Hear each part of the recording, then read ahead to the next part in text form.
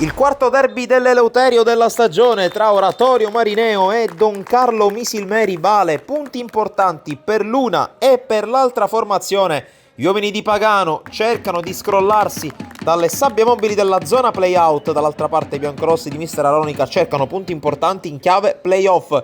Si comincia in una partita non troppo esaltante dal punto di vista delle palle gol e ce ne renderemo conto molto presto. Il primo squillo arriva infatti dopo una decina di minuti, arriva dalla parte dei padroni di casa con questa conclusione bloccata in due tempi da Simone Marino. Poi attacca sulla destra la formazione di Mister Pagano con questa sgroppata di Di Maggio che riesce a liberarsi, mette anche in mezzo un buon pallone per il colpo di testa da parte del giovane Sanna Sardo che cerca il bis dopo il gol realizzato sempre in casa contro il Cruz Palermo. Poi calcio di punizione di Ciancimino, altro colpo di testa, poi la palla liberata dopo l'intervento di Marino. Insistono ancora i padroni di casa, ma dopo 2 minuti e mezzo di recupero finisce un primo tempo abbastanza scialbo sul piano delle occasioni. Allora andiamo col film del secondo tempo di questo derby dell'Eleuterio, ancora con il Marineo che mette in gioco il pallone, opportunità con Colley che recupera una buona palla, poi la sgroppata per vie centrali fermata, ancora Colley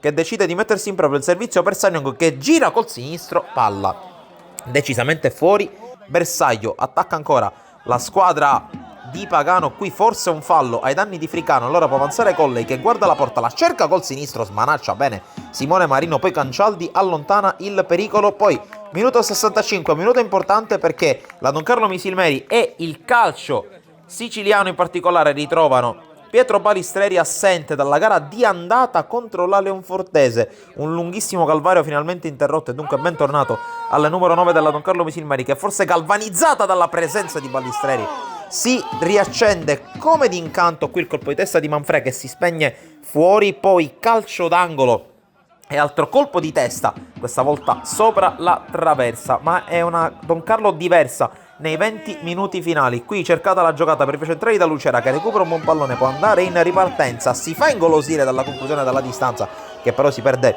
abbondantemente alta. Ancora la squadra di Mister Aronica che propone questa palla, liberato al limite dell'area Cerniglia, conclusione del Misilmerese Doc che non trova il bersaglio. Poi minuto 91, punizione di Lonigro, c'è la sponda cercata verso Simone Giuliano che va in rovesciata, trova l'1-0 ma è tutto inutile, il direttore di gara ferma tutto, fuori gioco del centrale della Don Carlo Misilmeri e dunque il risultato che non si sblocca, è il risultato che rimarrà così 0-0 tra Oratorio Marineo e Don Carlo Misilmeri, un punto che di fatto muove pochissimo per entrambe le squadre. Ora ultimi 180 minuti di campionato da Sportisile è tutto, alla prossima.